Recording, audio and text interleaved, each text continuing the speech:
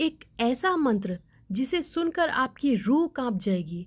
एक ऐसा मंत्र जो सिर्फ उनके लिए है जिनका मन सच्चा है, जिनका विश्वास पूरा है। आज मैं आपको बताऊंगी उस साबर मंत्र के बारे में जो हनुमान जी को खुद बुला लाता है। पर ध्यान रहे, ये मंत्र सिर्फ तब काम आता है जब आप पूरी विधि जानते हो, और ये विधि आज से पहले किसी ने आपको इस तरह से नहीं बताई होगी। तो अगर आप चाहते हैं कि बजरंगबली खुद आपके पास आए, तो ये वीडियो आपको पूरा देखना पड़ेगा। बीच में अगर आपने इसे छोड़ दिया तो विधि अधूरी रह जाएगी, जिसका फल उल्टा भी हो सकता है। तो दोस्तों, इसे जानने से पहले अगर आपको ऐसी ही इन्फॉर्मेटिव वीडियो चाहिए तो हमारे चैनल को सब्सक्राइब ज़रूर कर लेना, और अगर आपको ये वीडियो पसंद आए तो लाइक शेयर करना ना भूलना। अब पहले आप ये समझिए कि बहुत लोग सोचते हैं कि साबर मंत्र होता है काला जादू, लेकिन नहीं दोस्तों। साबर मंत्र एक प्राचीन तांत्रिक परंपरा का हिस्सा है जो नाथ संप्रदाय से आया है, गोरखनाथ जी की परंपरा से। ये मंत्र तब काम करता है जब आपकी भक्ति सच्ची हो, आप किसी का बुरा नहीं चाहते हो और आप पूरी विधि के साथ इसे साधते हो। तो चलिए शुरू करते हैं। जय बजरंगबली। तो दोस्तों, साबर मंत्र शब्द संस्कृत के सावर से आया है, जिसका अर्थ होता है जंगल में रहने वाले सिद्ध योगी या आदिवासी ऋषि। प्राचीन काल में इन ऋषियों ने जंगल में तपस्या करके ऐसी सिद्धि प्राप्त की थी जो सीधा देवताओं को आवाहन करती थी।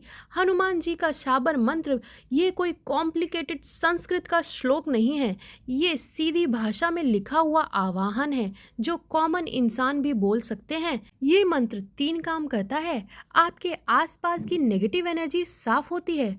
दूसरा काम, हनुमान जी की डिवाइन प्रेजेंस आपको फील होगी। और तीसरा, रुकी हुई प्रॉब्लम्स का रास्ता खुलने लगेगा। और कुछ लोग इस मंत्र का गलत यूज भी करते हैं। जब इरादा गलत हो तो मंत्र उल्टा कट जाता है।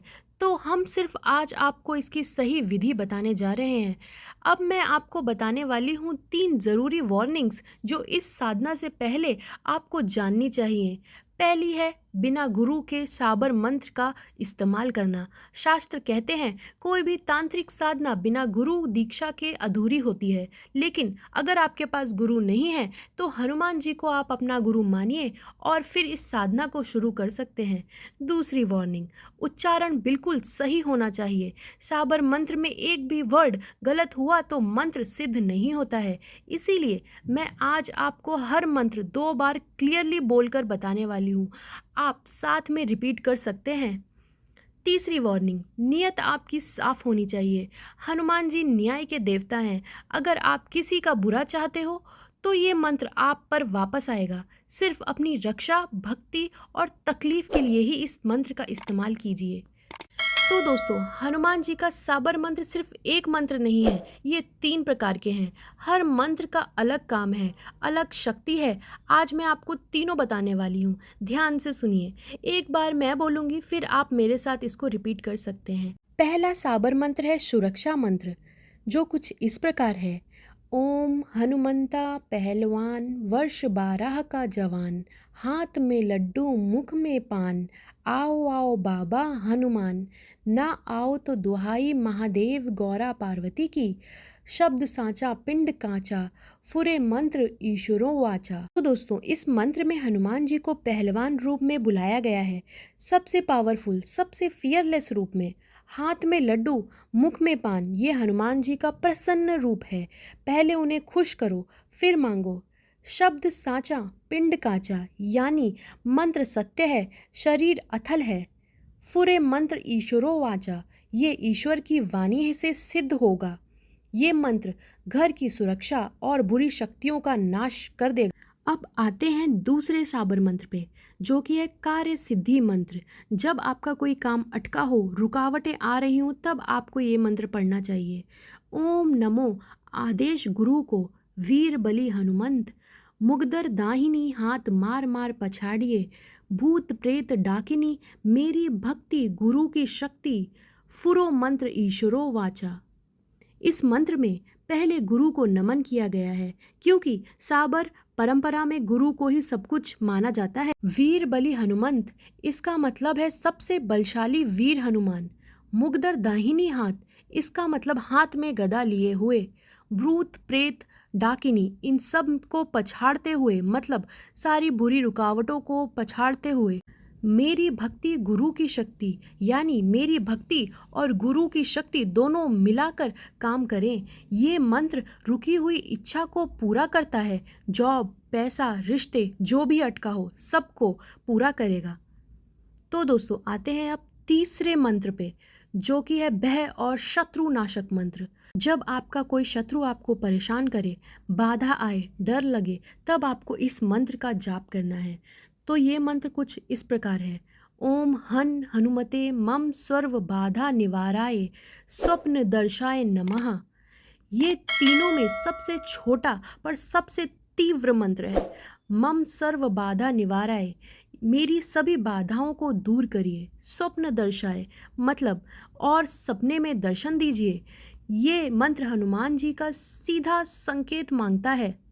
और जो भी लोग इस मंत्र को सच्चे मन से जपेंगे, उन्हें किसी न किसी रूप में जवाब जरूर मिलेगा। तो दोस्तों तीनों मंत्र अलग अलग हैं और अलग अलग कामों के लिए है। पहला सुरक्षा के लिए, दूसरा कार्य सिद्धि के लिए और तीसरा शत्रु और बाधा के विनाश के लिए। अब मैं आपको इस मंत्र को साधने की पूरी विधि बताने वाली हूँ। अगर ये विधि सही तरीके से फॉलो की जाए तो हनुमान जी की कृपा आप पर ज़रूर बरसेगी। ये साधना आपको मंगलवार या शनिवार को करनी है। इन दोनों दिनों में हनुमान जी की शक्ति सबसे ज़्यादा एक्टिव होती है। समय है रात के 11 बजे के बाद या ब्रह्म मुहूर्त में सुबह 4 बजे से 5 बजे तक।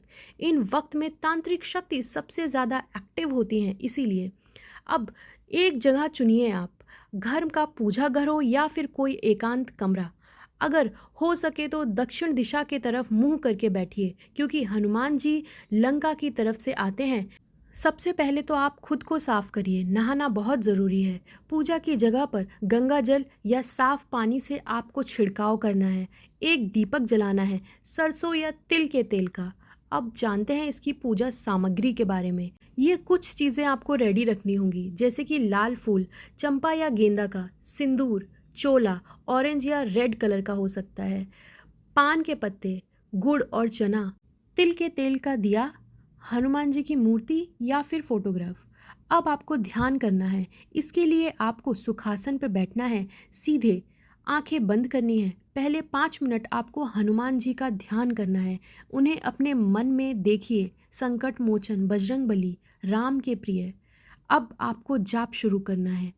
अब अपना मंत्र आपको चुनना है अपनी ज़रूरत के हिसाब से, और आपको जब कम से कम 108 बार करना है। रुद्राक्ष की माला का इस्तेमाल करना है। अगर नहीं है तो तुलसी की माला भी हो सकती है। जबकि टाइम में किसी से आपको बात नहीं करनी है और अपना फ़ोन एकदम बंद रखना है। जब के बाद हनुमान जी की आरती करनी है आपको। जो प्रसाद आप लाए थे गुड़ चना, वो उन्हें अर्पित करना है और फिर आपको उनसे माफ़ी मांगनी है। अगर साधना में कोई भी भूल चूक हो गई हो तो आपको माफ़ करिए। ये साधना आपको 11 दिन तक लगातार करनी है। एक भी दिन छूटनी नहीं चाहिए। 11 दिन पूरे होने के बाद किसी ना किसी रूप में हनुमान जी का आपको संकेत ज़रूर मिलेगा। कोई सपना आएगा, कोई अचानक से मदद करने आ जाएगा, या कोई रुकी हुई प्रॉब्लम सडनली सॉल्व हो जाएगी। तो दोस्तों ये साबर मंत्र एक तोहफा है हमारे ऋषियों का, हमारे प्राचीन ग्रंथों का। इसे सही तरीके से आपको सच्चे मन से इस्तेमाल करना है, क्योंकि संकट मोचन है ही इसीलिए कि जब कोई रास्ता नहीं दिखता हो वो आपको रास्ता दिखाएंगे। जय बजरंगबली।